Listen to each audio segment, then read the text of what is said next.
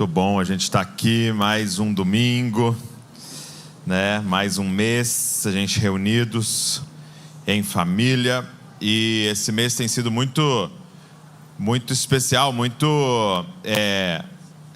confrontador, revelador, né? Essa série que nós estamos fazendo sobre escatologia, sobre fim dos tempos. Você que está nos visitando, nós estamos numa série chamada Escatologia para hoje. Escatologia para hoje.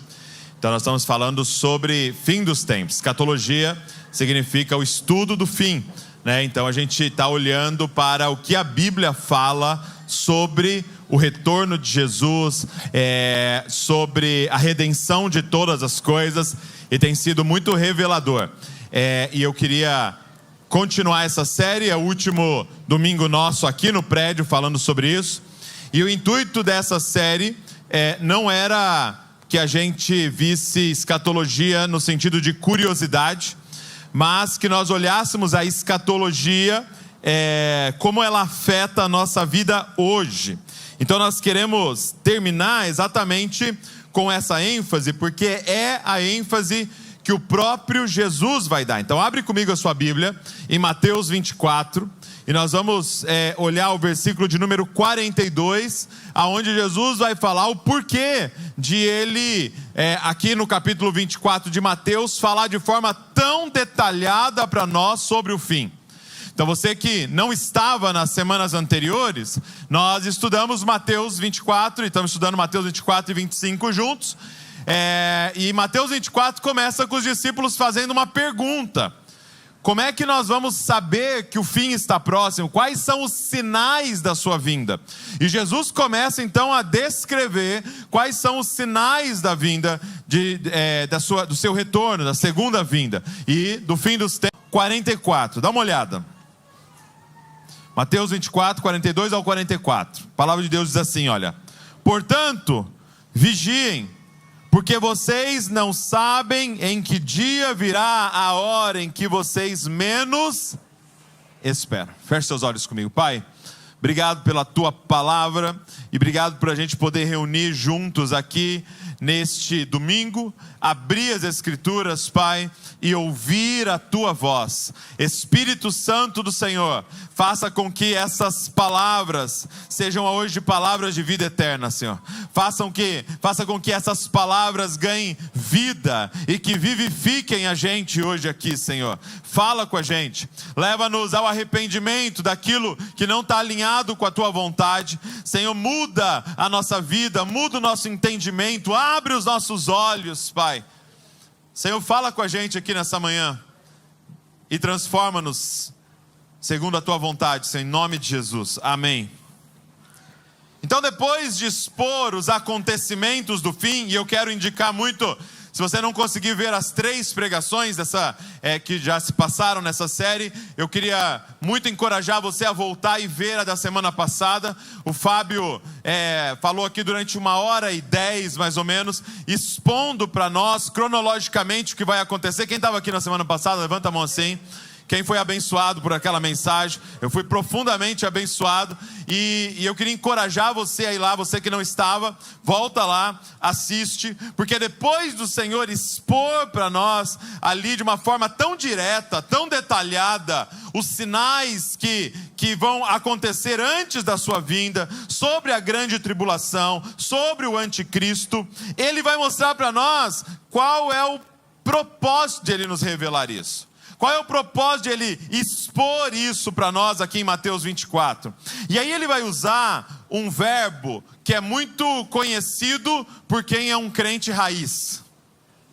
Sim ou não? Ele vai usar um verbo conhecido por quem é um crente raiz. Ele fala assim, depois de expor tudo isso: portanto, vigiem. Fala comigo, vigia, varão. Vigia, crente. Olha para quem está do seu lado e fala: vigia, crente. Por que ele usa esse verbo, vigiem?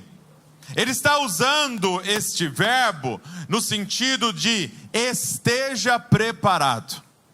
Ele vai dizer para nós: eu estou expondo tudo isso para vocês, não para matar a curiosidade de vocês, como com alguém que está vendo um filme ou um documentário sobre conspirações do que vai acontecer. Não, não mudaria nada você saber do anticristo, detalhes e datas e acontecimentos, se não fosse para que nós estivéssemos preparados.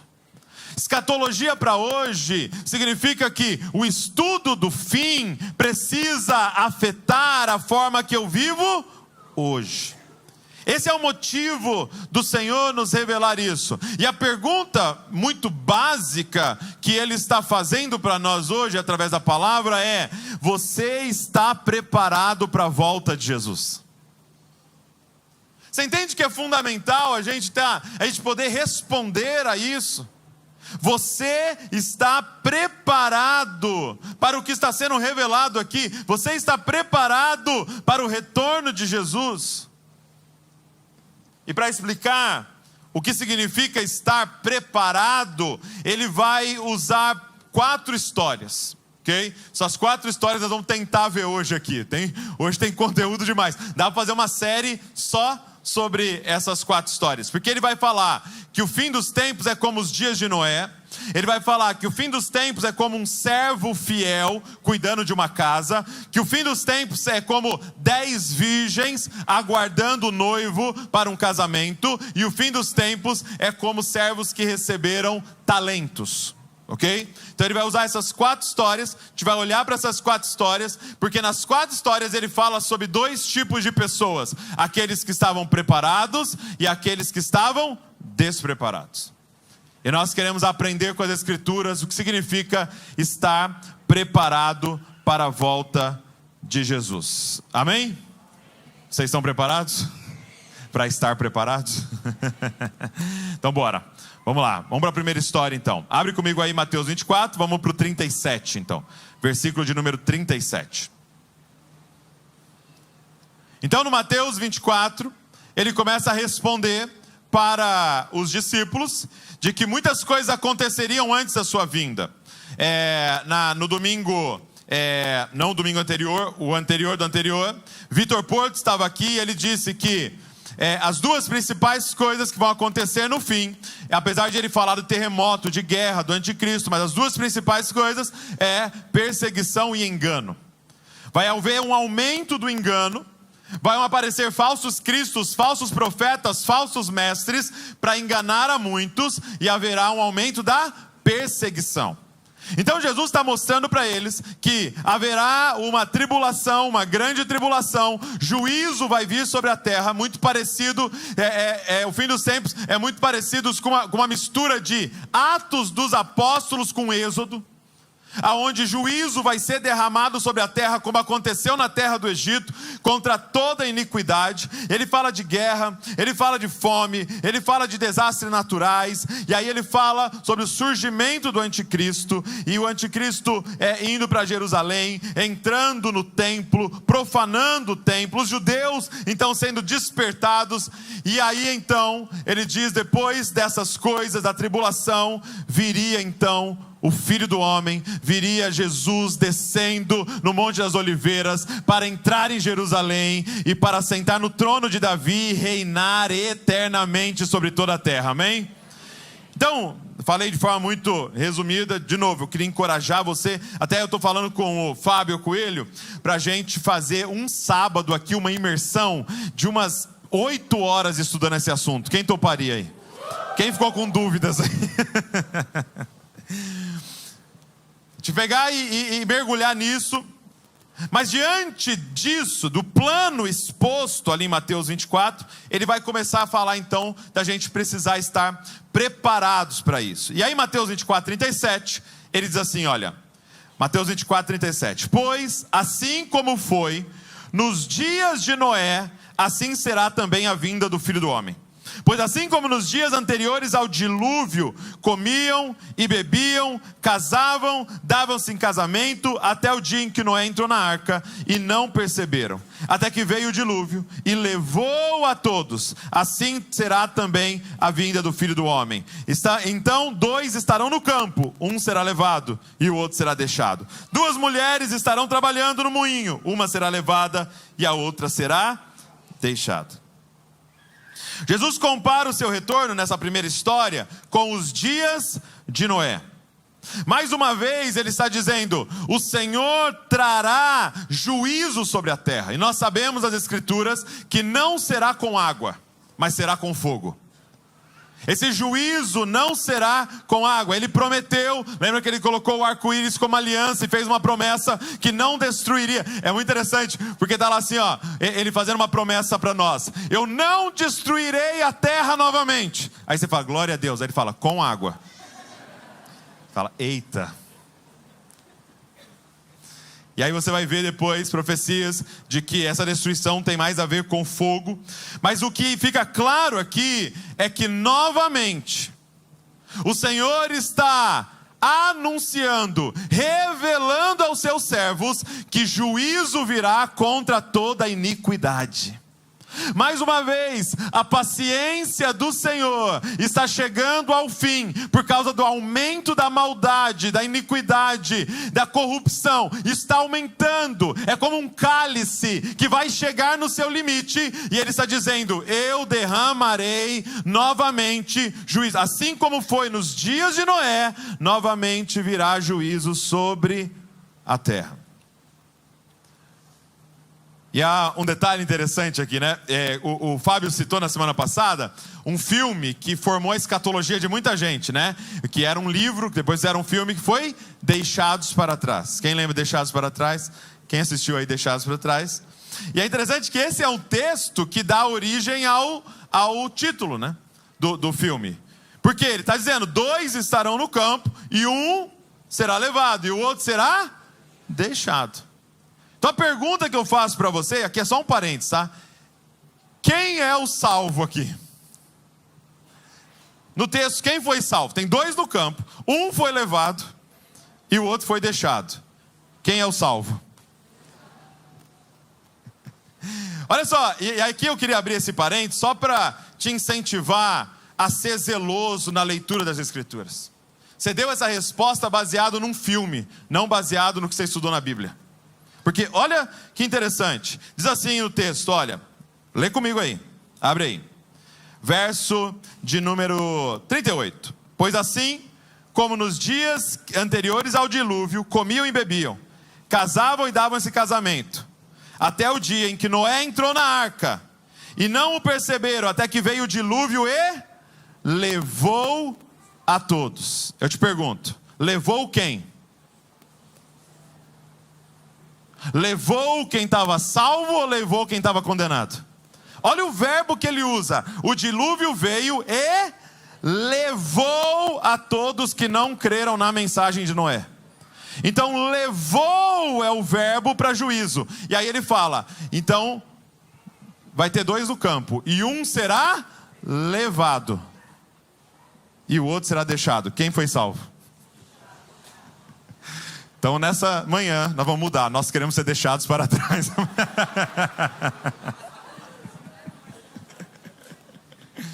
Você entende que é só uma questão de ler a Bíblia.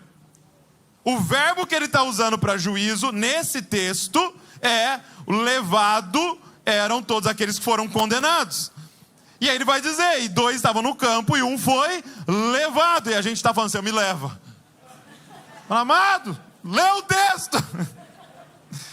Só um parênteses para você não interpretar a Bíblia a partir de filmes, amém? Mas para você, de forma zelosa, ler as Escrituras, o seu contexto, para entender o que Deus está pedindo de nós.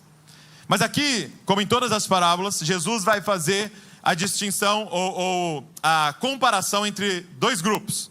Ele vai falar que há um grupo, nesse fim dos tempos, como Noé, e há um grupo como o resto do mundo. E aqui, Noé representa aqueles que tiveram a revelação do plano de Deus. Noé foi avisado sobre o juízo que estava por vir e queria colocar o fim àquela era e dar início a uma nova era. Então Noé é avisado e Noé então sabe a estrutura que ele precisa construir para passar de uma era para outra. Ele sabe aonde ele tem que estar para suportar o juízo que estava por vir. Então Noé sabia do plano. Quem é o resto do mundo? Eram aqueles que não sabiam do plano de Deus. Primeira divisão que Jesus vai fazer é entre dois grupos: aqueles que sabem o plano de Deus e aqueles que são ignorantes ao plano de Deus. O que ele diz no texto é que eles estavam vivendo a vida normalmente. Eles estavam planejando o casamento, eles estavam comendo, eles estavam bebendo, eles estavam festejando, eles estavam fazendo um banquete, eles estavam comemorando que o Neymar foi convocado. Os comentaristas dizem, eles estavam planejando uma festa de casamento enquanto deveriam estar se arrependendo e chorando diante do que estava por vir. Qual é a figura do resto do mundo aqui, comparado a Noé? É a figura de um povo distraído, embriagado pelos prazeres dessa vida. Por quê? Porque não conheciam ao Senhor e, portanto, não tinham ideia do plano de Deus e, portanto, estavam vivendo sem saber que juízo estava por vir sobre a terra. Estavam construindo sobre algo que seria totalmente destruído. Imagina quem comprou um terreno naquela semana. Imagina quem trabalhou a vida inteira para comprar o tão sonhado carro com aro 21. E o dilúvio veio. E levou a todos. Essa figura do resto do mundo não diz respeito tanto a nós aqui nessa sala hoje. Porque você sabe do plano. Porque você sabe o que as Escrituras dizem: Jesus irá voltar, e mais uma vez o Senhor irá julgar, e pela última vez Ele irá julgar toda a terra, Ele irá julgar toda a iniquidade, e Ele derramará juízo mais uma vez, e aqueles que crerem na mensagem e entrarem na arca da salvação serão salvos. Olha que interessante, não foram salvos aqueles que eram perfeitos, foram salvos aqueles que creram na mensagem.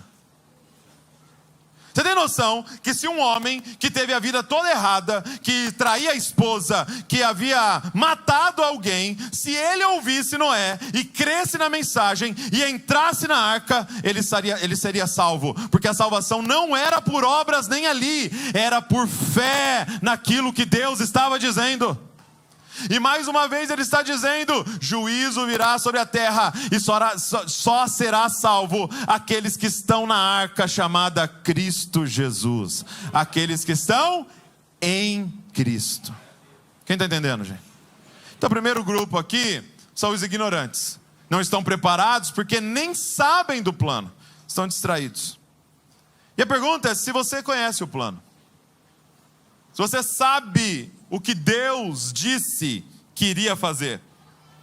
Porque é importante saber o que Deus disse que iria fazer, para que nós possamos desenvolver um estilo de vida à luz daquilo que Ele disse que iria fazer.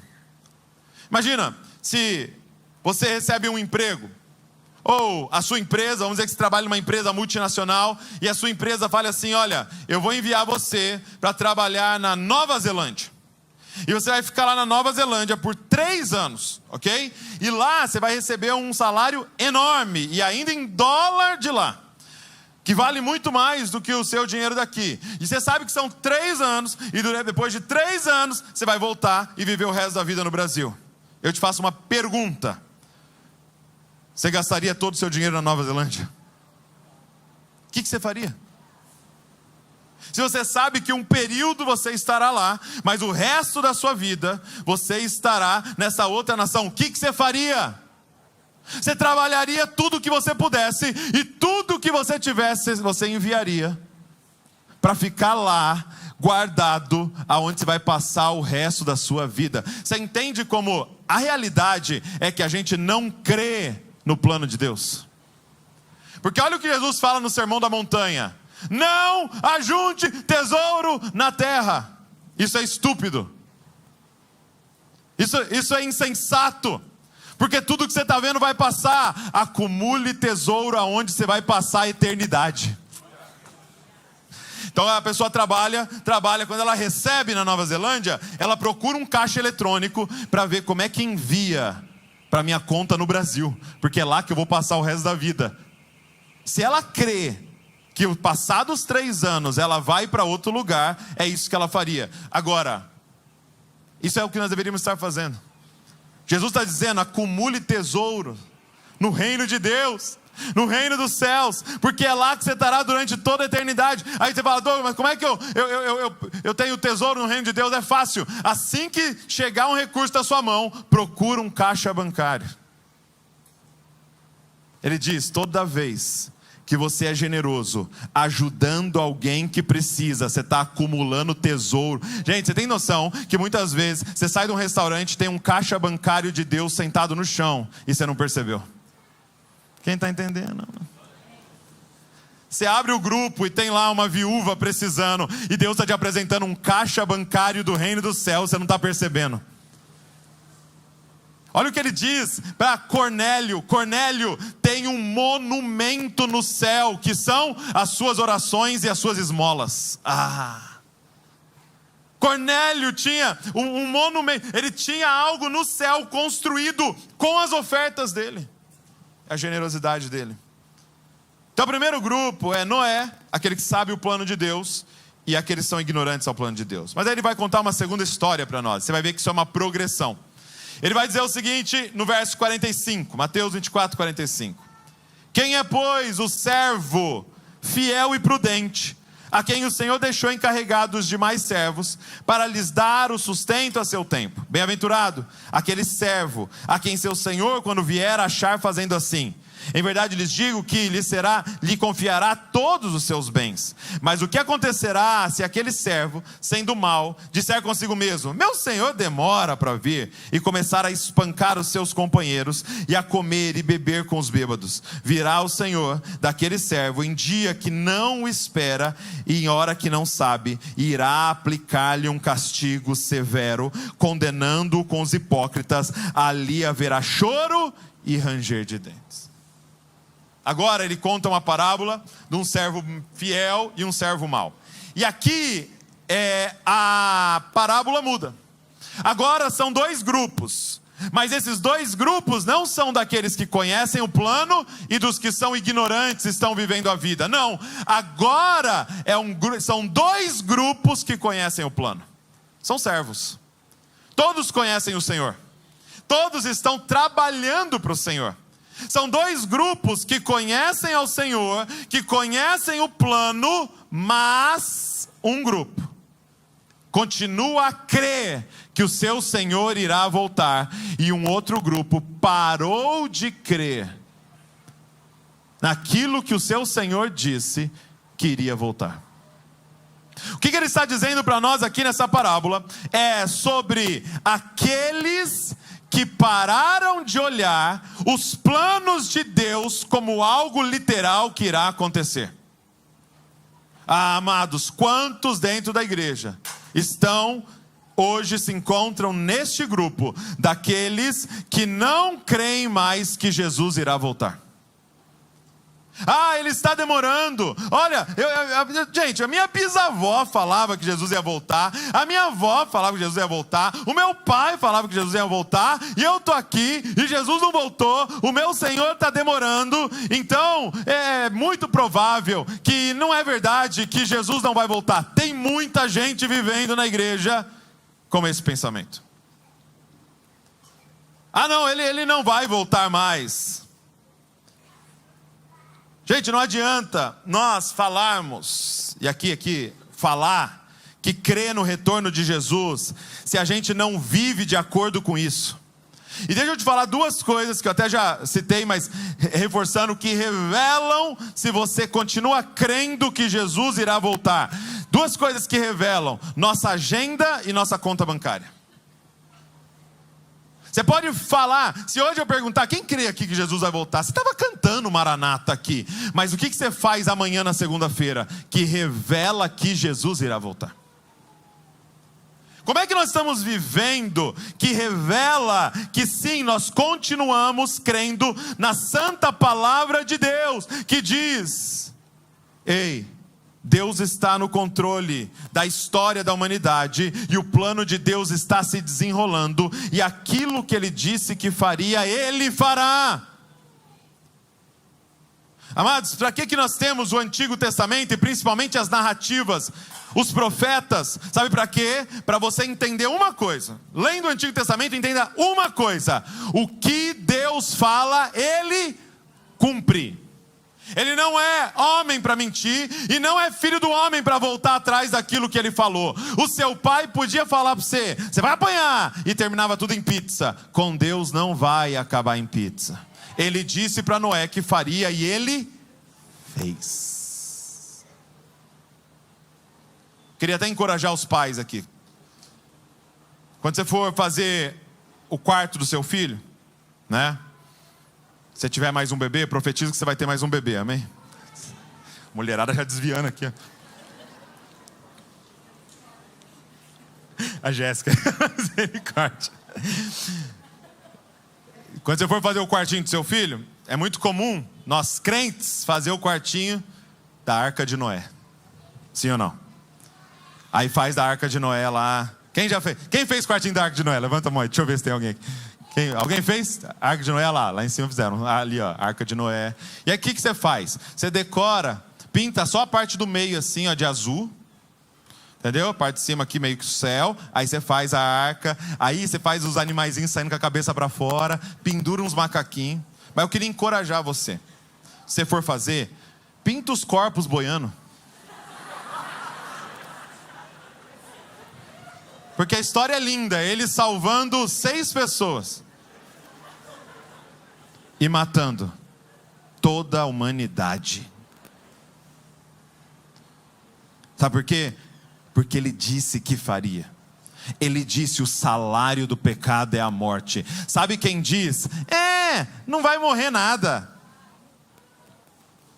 Sabe quem disse? Não, essa morte, quando Ele fala assim, ó, se você comer do fruto você vai morrer, Ele está falando sobre uma morte que é um desânimo que vai vir. É porque o fruto tem muita insulina. Aí você vai ficar meio, sabe? Aí é disso que Ele está falando. Deixa eu te dizer uma coisa. Um alerta para nós como igreja. Cada vez mais está crescendo um liberalismo teológico. Uma leitura ilustrativa da palavra de Deus. Uma leitura simbólica da palavra de Deus. Aonde não, Jesus não vai voltar nas nuvens. Isso é uma figura de linguagem. De que Ele está vindo no conceito. Quem está entendendo, mano? Quando é esse servo dizendo, quando ele falou, eu vou voltar, ele está dizendo que os conceitos dele vão voltar. Então no coração recebe ele, entendeu? Não, quando ele diz, ame o seu inimigo, não é ame o inimigo. Né, um negócio filosófico no grego. Não, nas línguas originais não é literal o que ele está dizendo. E aí, o que vai acontecendo a partir desse liberalismo teológico e essa leitura ilustrativa, filosófica, simbólica das Escrituras? Sabe o que vai acontecendo? É muito doido. Por quê? Porque quando você lê aqui essa parábola, o servo mau começa a espancar os outros servos, e aí ele adiciona uma coisa aleatória, e começa a se embebedar com os bêbados. Sabe qual é o resultado de liberalismo teológico? Imoralidade. Aí é por isso que você tem centenas de milhares de pastores divorciados. Por quê? Porque quando disse aqui Deus odeia o divórcio, não é literal que Ele odeia o divórcio. Ele odeia a separação entre... Não, está escrito, ele odeia o divórcio. Quem está entendendo, mano? E aí nós vamos liberando essa cultura de quebra de aliança. Aí nós vamos tendo cristãos com estilo de vida imoral. Aí você tem o cara que é o jogador de futebol, que está escrito 100% Jesus e tatuado aqui, mas ele está lá na balada a madrugada inteira saindo com prostitutas. E não, e aquele evangélico. É por quê? Por causa de uma leitura simbólica das Escrituras. Quem está entendendo, gente? É porque é possível receber Jesus no seu coraçãozinho e continuar vivendo a sua vida. Está escrito aqui que não dá. Que não é possível. Que não é possível viver essa vida. E aí tem casal aqui assistindo filmes pornográficos para apimentar sua relação. Ei, acorda! Olha o que a palavra de Deus diz, que moralidade sexual não deveria nem ser citado entre nós. Nós não deveríamos nem contar piadas sobre isso. E cristãos se embriagando. Não, porque não tem nada a ver, agora nós somos livres e tal. Não, está escrito, não vos embriagueis. E sabe o que significa no grego? Não vos embriagueis. Amado, certeza que nos dias de Noé foi a mesma coisa. Noé estava lá dizendo: ei, Deus falou comigo que virá o juízo sobre toda a terra. E o que vai acontecer? Ele vai inundar toda a terra. É certeza que teve gente falando: Noé. Eu fiz faculdade, Noé. Eu li os maiores autores. Esse dilúvio é um dilúvio de preocupações. É um dilúvio de ideias. É um dilúvio de trabalho. É um dilúvio. E, amados, parece lindo. Mas é uma distorção da palavra de Deus. Quando ele falou vai ter um dilúvio, sabe o que aconteceu? Teve um dilúvio. Quando ele chegou em Sodoma e Gomorra e disse: o fogo vai vir do céu e destruir toda a cidade, sabe o que aconteceu? Fogo caiu do céu e destruiu toda a cidade. E mais uma vez ele disse que viria com juízo sobre toda a terra. Você sabe o que vai acontecer? Que o Espírito Santo reacenda a chama da verdade nos nossos corações. E que a gente passe a levar isso aqui a sério. Deixa eu te dizer com muito amor, amados. Você não precisa estar aqui, mas se você está aqui, você precisa levar a sério o que nós estamos falando juntos aqui. Você não precisa estar aqui. Você não é obrigado a vir. Mas se você decidiu vir, faz a conta. Você quer mesmo crer o que esse livro diz? Porque tem várias coisas que ofende. Me ofende. Tem várias coisas que você fica: ai Deus, como é que eu prego isso aqui, Jesus?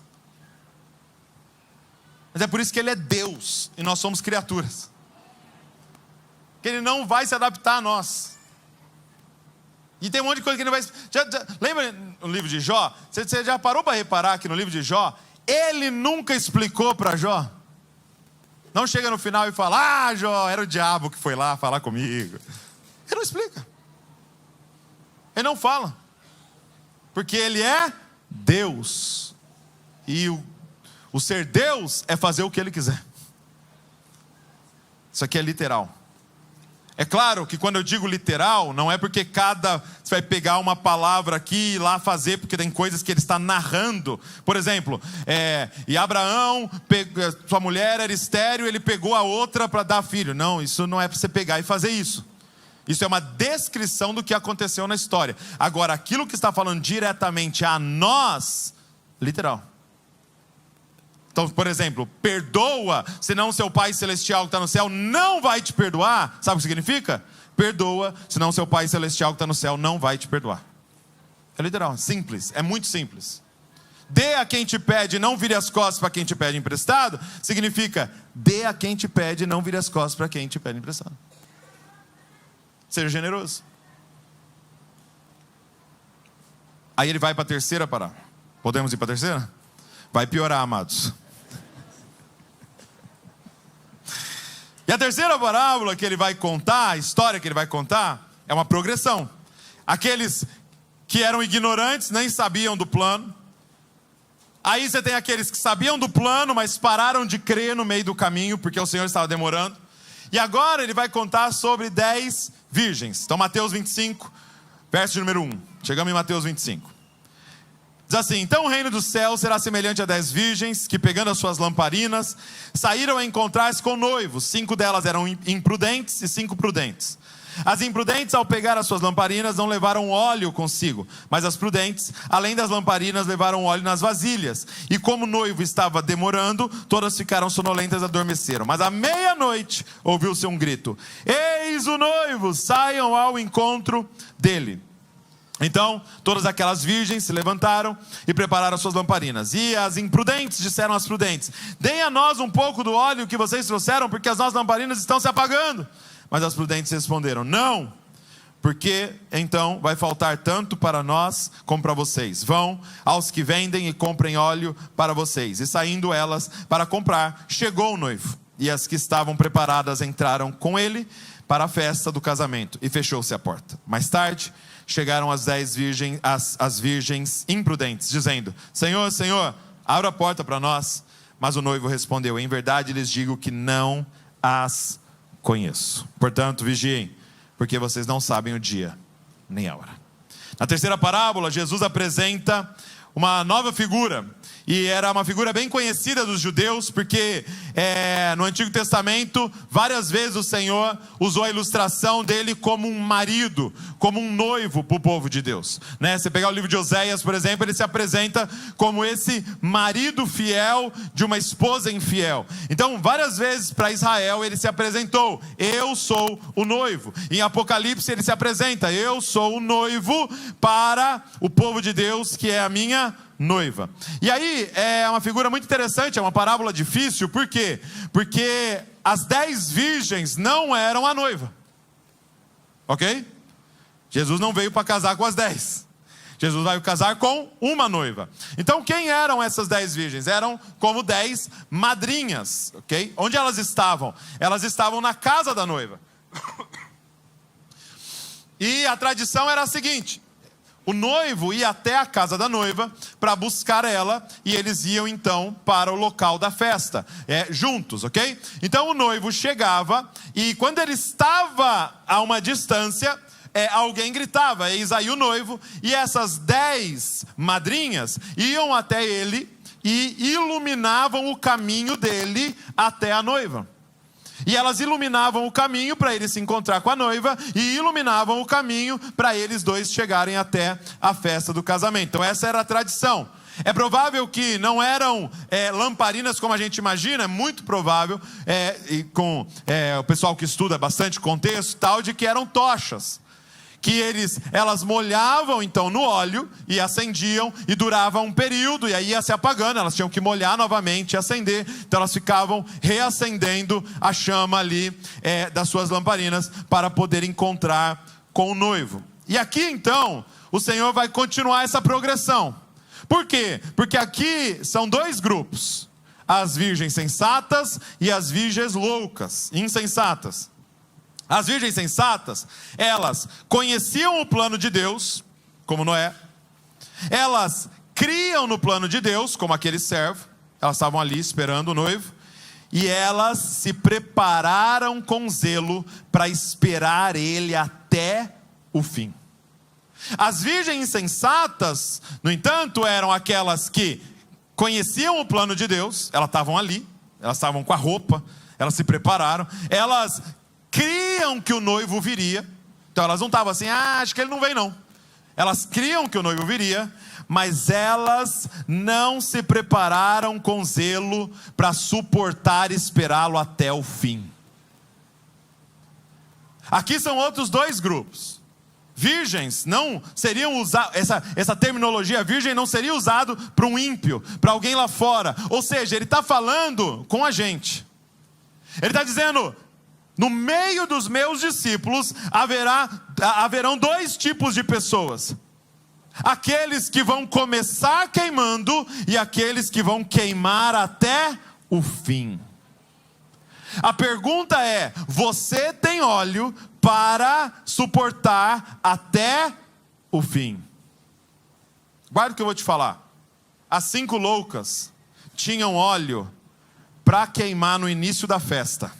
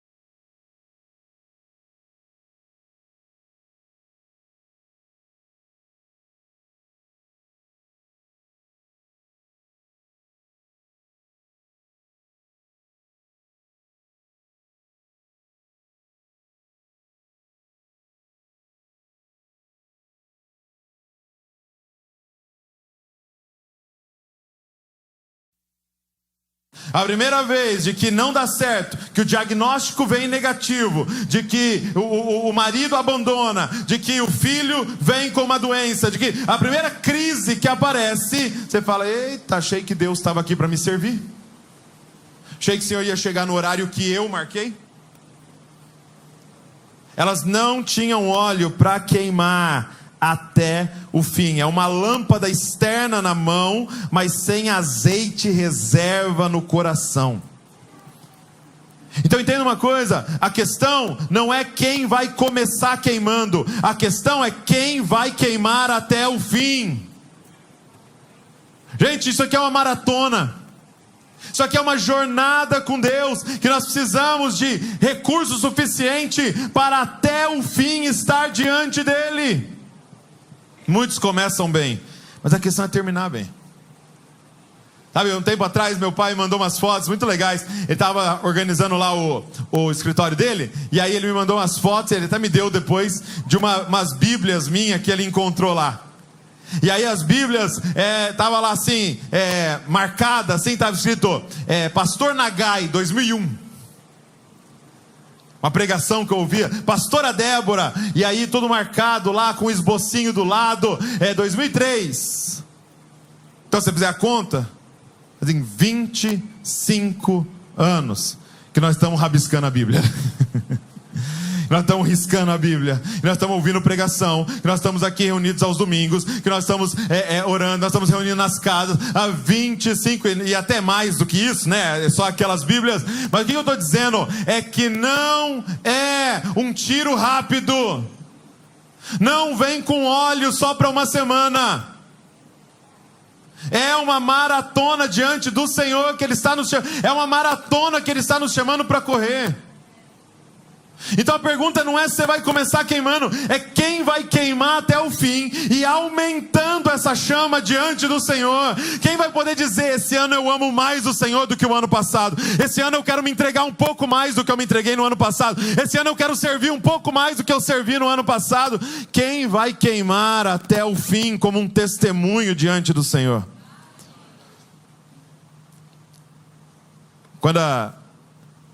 É interessante da parábola que as 10 dormem. Então fique claro aqui uma coisa: em algum momento da nossa jornada a gente pode dormir, a gente pode ter um desânimo, a gente pode passar por um baque, a gente pode passar por uma dor terrível, em algum momento a gente dá uma desanimada, mas tem um acúmulo de óleo que nos sustenta. Quando há o grito: eis aí o noivo, elas tinham óleo para aquele momento.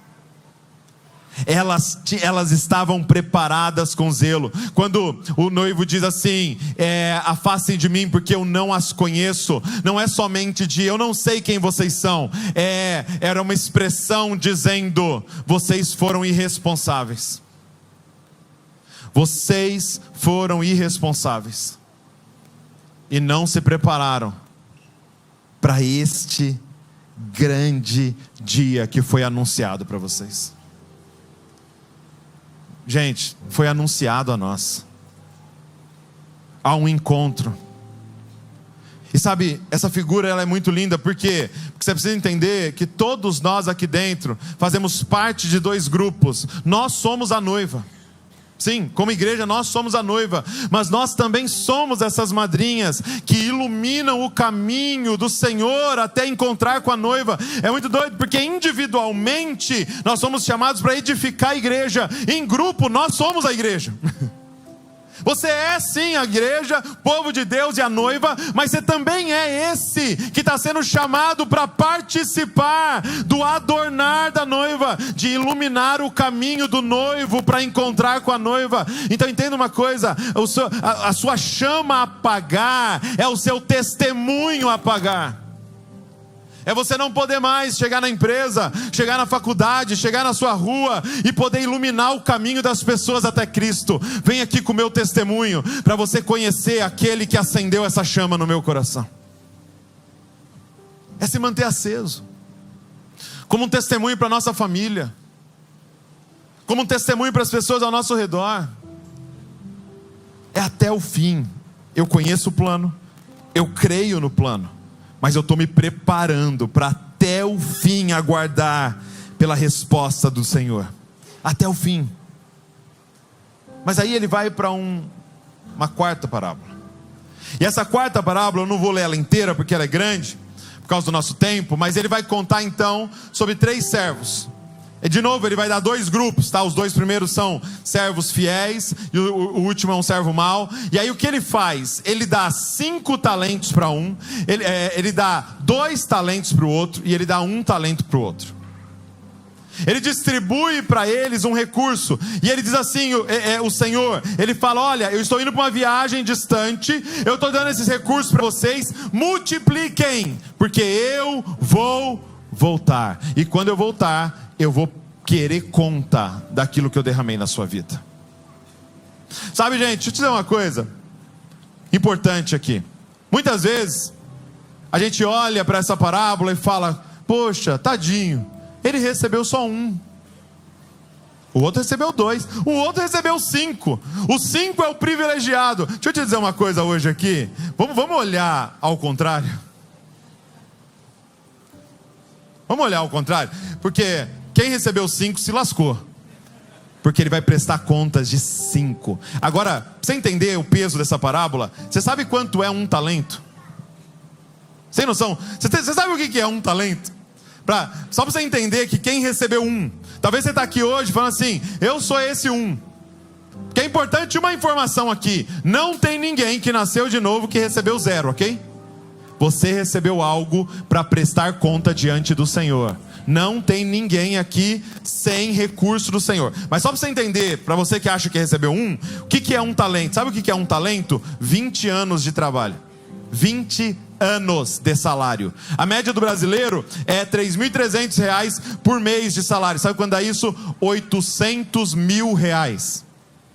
A parábola está dizendo, para aquele que ele deu menos, ele colocou na sua mão R$800 mil e falou: eu vou voltar, e eu quero que você me entregue isso aqui multiplicado.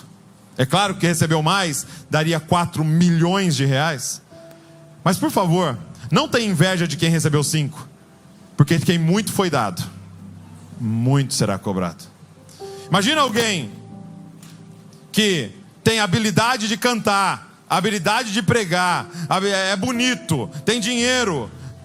Imagina, o Senhor vai chegar para ele e falar: e aí, o que você fez com aquilo que eu derramei na sua vida? Eu prefiro ser eu, que sou só bonito.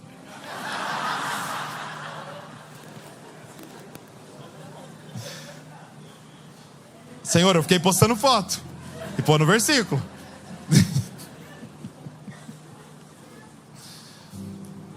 Essa parábola é exatamente o que Paulo vai escrever em Efésios 4:8, diz assim: por isso diz, quando ele subiu às alturas, levou cativo o cativeiro e concedeu dons aos homens. Ele entregou para nós recursos, para nós multiplicarmos. Agora entenda, a última parábola de Jesus, ele nos apresenta com outros dois tipos de pessoas. É o servo fiel e o servo preguiçoso. O servo fiel, ele conhecia o plano de Deus, ele cria no plano de Deus, ele estava preparado para o plano de Deus e ele multiplicou o plano de Deus. O servo preguiçoso, ele conhecia o plano de Deus, ele cria no plano de Deus, ele tinha preparo para o plano de Deus, mas ele decidiu, por sua preguiça, não participar em espalhar o plano de Deus e multiplicar a glória de Deus. Na parábola das virgens é um chamado para se preparar de forma pessoal para receber o Senhor. Nesta parábola é um chamado para ajudar outros a se prepararem para o retorno do Senhor. Na parábola das virgens, ele está chamando você para ser um discípulo que vai queimar até o fim. Mas essa parábola, ele está chamando para você obedecer à última ordem do rei: vão e façam discípulos de todas as nações. Ele está dizendo: eu coloquei uma mensagem na sua boca, eu revelei para você uma boa notícia. Não enterre essa boa notícia. Não enterre essa boa notícia. É responsabilidade nossa nessa sala ir por todos os cantos anunciando a vinda do Senhor Jesus. Por quê? Porque o tempo ainda está, a porta ainda está aberta, amados. A porta está escancarada, a porta da arca está aberta, e nós estamos dizendo: vem, entra, juízo do Senhor virá sobre toda a terra. Mas tem uma boa notícia: Ele preparou uma estrutura para que todo aquele que nele crê não pereça, mas tenha vida eterna. Mas a minha vida está toda errada. Não é sobre ter a vida certa, é sobre entrar. É sobre entrar. O que fica claro nessa parábola é que todos aqui receberam algo do Senhor. O que fica claro na parábola é que todos aqui receberam de acordo com a sua capacidade. Então não cola desculpa de: eu não tenho capacidade. Não, Ele te deu na medida da sua capacidade. Então por isso até para de olhar para os outros e falar, se comparar com os outros. Não. Olha o que Deus colocou na sua vida e você tem capacidade para fazer isso. E por último, todos nós um dia estaremos diante do Senhor prestando contas do que Ele colocou nas nossas mãos. Seu tempo. Tem noção que você acordou hoje e foi depositado na sua conta 24 horas? O que você vai fazer com isso? Viver para o seu bel prazer? Se embebedar com os bêbados? Comer, beber, casar, dar-se em casamento? Ou você vai honrar aquele que depositou na sua conta 24 horas nesse dia? Deus te deu uma voz, Deus te deu pessoas ao seu redor, Deus te deu recursos, Deus te deu habilidades, Deus te deu uma inteligência, uma criatividade, Deus te deu um trabalho, um emprego, talvez uma empresa. O que você vai fazer com isso?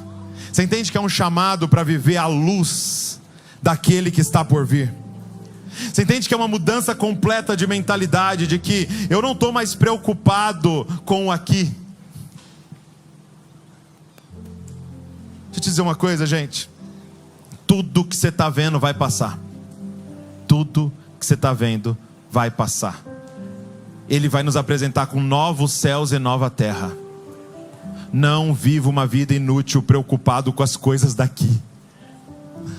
Mas peça para Ele: Senhor, nos dá todo o recurso necessário para pregar essa mensagem aonde a gente puder pregar. Não se preocupe. O maior recurso que nós temos, o tesouro que nós temos hoje, se chama gente. Um dia, meu pai tem uma frase, né, que ele espalhou por toda a nação, e a gente fez adesivos e tal, a gente imprimiu milhares e milhares de adesivos e colava nos carros, que era: família, meu maior patrimônio. Quem lembra? Família, meu maior patrimônio. E a gente espalhou essa verdade. Aí um dia, depois de anos espalhando essa verdade, eu falei: pai, eu acho que está errada a frase. Falei: meu Deus, colamos em todos os carros. Não é família, meu maior patrimônio. É família, meu único patrimônio. Porque o que é patrimônio? É o que você tem. E sabe as coisas materiais? Você não tem nada. Vai ficar tudo. Sabe esse carro aí, essa casa que você fica se matando? Então, quando você morrer, com quem sua esposa casar vai dirigir. E vai dormir na sua cama king size. E se ela for fria, vai usar até suas roupas. Ela vai falar, deixa eu achar alguém que calça 42, porque aí eu não dou fim naquele monte de tênis que ele tem. A realidade é que nós não temos nada. Nós não temos nada. Sabe qual é a única coisa que vai estar eternamente com a gente? Gente. Pessoas. Por isso, quando sua esposa chegar e falar assim, nossa, amor, você não acredita, bati o carro. Nem pense no carro. Só pense na sua esposa. Se o seu filho chegar e falar, nossa, peguei emprestado a sua bicicleta, caí, sua bicicleta é caríssima, você que adora a bicicleta, caí. Nem pense se a bicicleta ralou. A bicicleta vai ficar. Sabe a única coisa que vai? Seu filho. Então que a gente possa usar o nosso sofá, o nosso carro, a nossa louça chinesa caríssima, a nossa casa, tudo que a gente possa usar para a glória do Senhor e para pessoas conhecerem o Evangelho e estarem eternamente diante dele. Que tudo que nós temos possa dizer, trago em mim as marcas de Cristo Jesus. Que seu carro esteja inteiro estragado de tanta gente que você levou. Que a gente morra vazio, podendo dizer, combati o bom combate, terminei a carreira, guardei a fé, fui entregue como oferta de libação. Sabe, gente, encerrando, o que impediu todos estes de estarem preparados para o dia do Senhor é a mesma coisa. Se você olhar nas 4 histórias, é a mesma coisa que impediu esses homens e mulheres de estarem preparados para o dia do Senhor. E Noé, eles nem sabiam do plano. Sabe o que impediu eles? Não conhecer a Deus. O servo que começou a falar, nossa, ele está demorando muito, ele não deve voltar. Esse servo não conhecia o coração de Deus. Sabe por que o Senhor está demorando? Talvez esse seja um incômodo no seu coração. O Senhor está demorando. Sabe por que Ele está demorando? Amor. 2 Pedro 3,9 diz, o Senhor não retarda a sua promessa, ainda que alguns a tenham por tardia, porém é longânimo para convosco, não querendo que alguns se percam, senão que todos venham arrepender-se. Sabe por que Ele está demorando? É a paciência de Deus, para que a gente continue pregando o Evangelho, para mais pessoas serem salvas. Então, se você conhece o coração do seu Deus, você não acha que Ele está demorando, você acha que Ele está esperando mais gente ser salva. Não é demora, é amor. Então você entende que aquele servo não conhecia o Senhor. Das virgens, as 10 virgens, as 5 imprudentes saem para comprar óleo, e quando elas voltam, a porta está fechada, elas batem e falam, nos deixa entrar. O que elas ouvem? Afaste de mim, porque eu não as conheço. Que era esse óleo? Conhecimento de Deus. Eu te pergunto, você tem conhecimento de Deus suficiente para suportar as crises? Um dia eu estava no podcast com a irmã Marlene Guerrato. Quem lembra da avó Marlene Guerrato? E ela contando que ela e o marido, ao casarem, namorando, ela falou, eu tenho um sonho de ter 10 filhos. Ele falou, eu também tenho um sonho de ter 10 filhos. Ela falou, beleza, então bora trabalhar, né? E começaram. E aí foram tendo filhos. Se eu não me engano, ela teve 6 ou 7. E quando ela tinha 6 ou 7, 30 e poucos anos, o marido, num acidente de carro, morreu. E ela contando, ela em casa, chega um amigo na porta para dar notícia: seu marido morreu. E ela falou para os filhos, papai não vai voltar, esperem só um pouquinho aqui que eu vou no quintal. E ela vai para o quintal. Quando os filhos saem, ela está no quintal adorando ao Senhor. Você tem óleo suficiente para Deus não fazer o que você quer que Ele faça? Você tem óleo suficiente para não se ofender com Deus? Você tem olhos, você conhece a Ele o suficiente para olhar para o marido morrendo com uma mulher com 7 filhos e dizer: Ele continua sendo bom, Ele é santo, Ele é perfeito nos seus planos, e eu confio no que o Senhor está fazendo. É como o Vitor Porto citou aqui, João Batista, o preparador do caminho, aquele que anunciou, é aquele que era virgem com a tocha na mão, preparando o caminho, está preso e é decapitado. Você tem óleo suficiente para não se ofender com o Senhor, você conhece o Senhor. O que é estar preparado? É conhecer ao Senhor profundamente, a ponto de dizer: Ele não me ofende, porque eu sei que tudo coopera para o bem daqueles que amam a Deus e foram chamados segundo o seu propósito. Você conhece o Senhor? Na última parábola, o servo preguiçoso faz o que faz porque não conhecia ao Senhor. Olha o que ele diz no verso 24: sabendo que o Senhor é um homem severo, que colhe aonde não plantou, que ajunta onde não espalhou, eu fiquei com medo e enterrei o talento. Por que ele é preguiçoso? Porque ele não conhece, ele acha que o Senhor... Gente, o Senhor, olha o que ele fala: o Senhor é um homem severo, que colhe aonde não plantou. Oh, desprovido de inteligência. Ele te deu 800 mil reais. Quanto você pagou para nascer? Quanto você pagou? Você tem noção que seu coração está batendo desde o primeiro mês de vida no ventre da sua mãe e nunca parou? Quanto você pagou para o seu coração estar batendo? Para o seu pulmão funcionar? Para a comida chegar no seu prato? Há uma graça e uma bondade de Deus sobre nós. Só que esse homem não conhece o Senhor. Eu sei que o Senhor é homem severo, que colhe onde não plantou, ajunta onde não espalhou. Eu tive medo e então enterrei o talento e fui viver para mim mesmo. Ele não conhece ao Senhor. O que é esse óleo, gente? É conhecer ao Senhor. E eu tenho uma garantia para você: se você conhecer ao Senhor, você vai amá-lo. Não existe ninguém que conhece ao Senhor que não o ama, porque Ele é fascinante. Se Cristo for revelado a você, não tem como não haver uma resposta sua de se tornar completamente apaixonado por Ele, porque Ele é tudo que nós necessitamos. É por isso que o trabalho do diabo e do inferno é cegar você e não deixar você chegar no conhecimento de Deus. Porque se você chegar no conhecimento de Deus, você vai abandonar o pecado. Se chegar no conhecimento de Deus, você vai abandonar todas as coisas. Porque diante de quem Ele é, considero tudo como esterco. Tudo. Porque Ele é fascinante. O que nós aprendemos nessa série é que as duas coisas do fim são perseguição e engano. E a pergunta é: como estar preparado para perseguição e engano? Só tem um jeito, mas para o engano é se você conhecer o Senhor.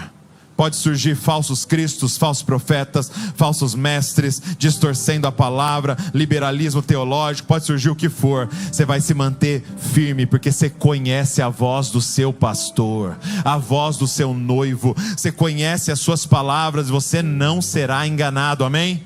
Como é que se prepara para o fim? Conhecendo a Deus. Mas e perseguição? É amando Ele acima de todas as coisas. Quem é que vai resistir diante da perseguição do fim? É aquele que ama o Senhor tão ardentemente que mesmo diante da morte não irá negá-lo. Você está preparado? Eu termino perguntando o que eu comecei. Você está preparado para Jesus voltar? Sabe, gente, como Fábio descreveu aqui, diante dos sinais que o Senhor nos apresenta, não será amanhã. Provavelmente não será o mês que vem. E nem no ano que vem. Mas posso dizer uma coisa: quando é que você vai se encontrar com o Senhor? Essa é a data que nós não temos. Por isso o dia de acumular óleo se chama hoje. Elas foram comprar e não deu tempo. O dia de acumular óleo é hoje. E eu vou te dar o segredo agora de como acumular óleo. Ok? Como acumular óleo? Qual é a palavra que sai da boca das prudentes? É a única palavra que elas falam, né? É a única frase que elas falam. Qual é a palavra que sai da boca das prudentes? Quando elas estão dormindo, alguém grita: eis aí o noivo. As imprudentes acordam e elas estão sem óleo. Elas chegam para prudentes e falam: empresta pra gente óleo. Qual é a resposta delas? Não. Fala comigo, não. A palavra-chave para quem acumula óleo é não. Fala comigo, não. Está cansado? Faz só assim, ó. Então vamos testar. Você viu o seriado novo que saiu? Você leu todas as notícias do término da Virgínia? Como foi? Como que ele falou? Foi por mensagem, pessoalmente? Foi na Europa? Ele veio aqui. Você leu tudo? Você viu todos os vídeos de todo o Brasil comemorando o Neymar? E eu não estou falando para você ser alienado. Você pode saber que a Virgínia acabou com o Vini Júnior. E você pode saber que o Neymar foi convocado. E você pode saber que ontem, infelizmente, o Palmeiras ganhou 3-0. Você pode saber, não tem problema. Mas você não precisa saber a escalação do time do Palmeiras de 1987. Não precisa. Guarda essa memória para a palavra de Deus. Qual é a palavra-chave para acumular óleo? Não. Não. Você vai ter que proteger sua agenda. Você vai ter que proteger o seu tempo com Deus. Amados, as opções hoje de nos distrair são inúmeras, mas tem um povo que está dizendo não, e está dizendo sim para a palavra de Deus, está dizendo sim para o relacionamento com Cristo, e esses são aqueles que estarão preparados até o fim para iluminar o caminho do Senhor, quando Ele virá. Não. Fica de pé no seu lugar. Eu sinto que hoje é uma manhã de arrependimento. Hoje é uma manhã de arrependimento. Eu não sei aonde você está. Eu não sei se você entrou aqui e na verdade você não sabia nem o plano de Deus. Talvez a gente começou a resolver isso aqui hoje. Jesus vai voltar, amém? Talvez você entrou aqui e essa chama do retorno de Cristo já começou a se apagar no seu coração, e você já estava olhando a Bíblia como esse livro simbólico. Então hoje é um dia de arrependimento, para você voltar a olhar para a palavra de Deus como a verdade. Talvez você entrou aqui e para você crê, mas você não está se preparando. Está sendo negligente.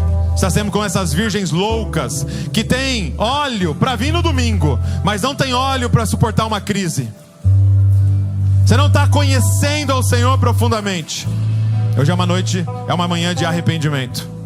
Mas talvez você está aqui, você tem feito a sua parte, você tem tentado cuidar de si para se encontrar com Ele, mas você tem, de forma preguiçosa, não participado do multiplicar o plano, o reino e a glória de Deus em toda parte. Você não está colocando seus recursos diante do Senhor, seus seguidores, seu dinheiro, seu tempo, seus contatos, suas habilidades diante do Senhor para dizer: usa para a tua glória, Senhor. Você tem enterrado o que o Senhor te entregou. Isso é uma manhã de arrependimento. Eu não sei aonde você está, mas eu queria junto com você hoje me arrepender aqui, diante da revelação do plano de Deus para nós aqui. Gente, você entende o tamanho da misericórdia de Deus com a gente nessa sala? Do Senhor escancarando para nós os seus planos e dizendo: está aqui o que vai acontecer, preparem-se. Vocês não vão ser pegos de surpresa, preparem-se. Na parábola das 10 virgens, todas dormem.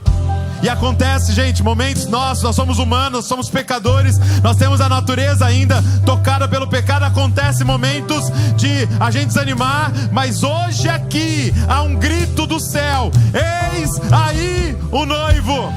Desperta, ó tu que dormes, levanta-te de dentre os mortos e Cristo te iluminará. Há um chamado a despertar aqui hoje. Há um chamado ao arrependimento aqui hoje. Eu não sei o que você quer fazer, mas eu preciso que você tenha uma postura de arrependimento. Então se você quiser sair do seu lugar, vir aqui na frente. Se você quiser ajoelhar, então você que precisa se arrepender diante do Senhor, seja em qualquer um desses níveis, eu quero que você tenha uma postura. Faz o seu corpo hoje ter uma postura de arrependimento. Então você que precisar sair do seu lugar, vem aqui à frente. Se não, ajoelha no seu lugar. Eu não sei, mas nós queremos nos arrepender diante do Senhor aqui.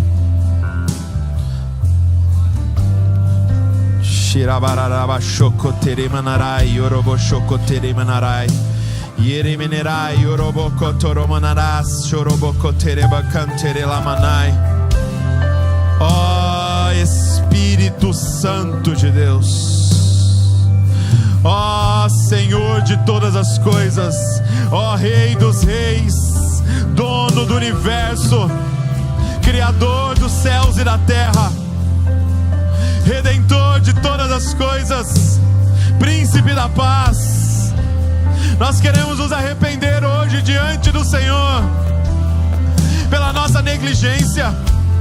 Nós queremos nos arrepender hoje diante do Senhor pela nossa ignorância de viver como se o Senhor não existisse,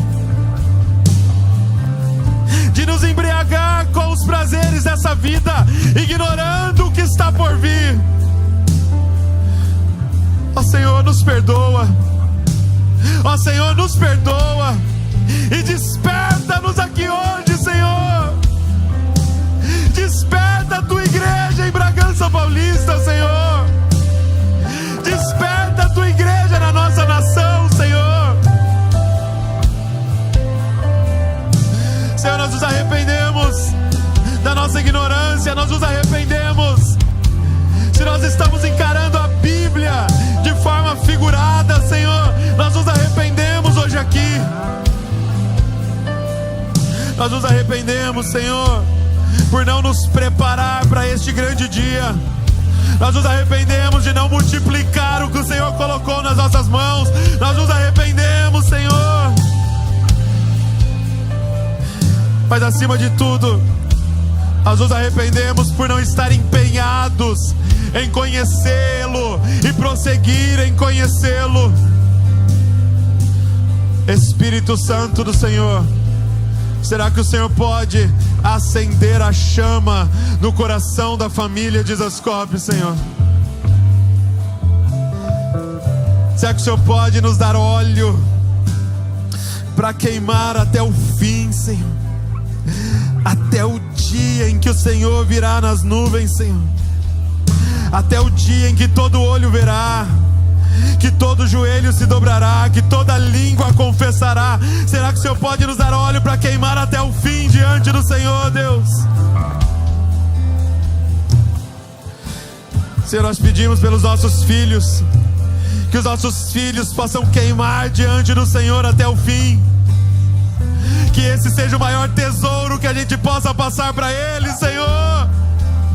Senhor, coloca os nossos adolescentes em chamas, Deus.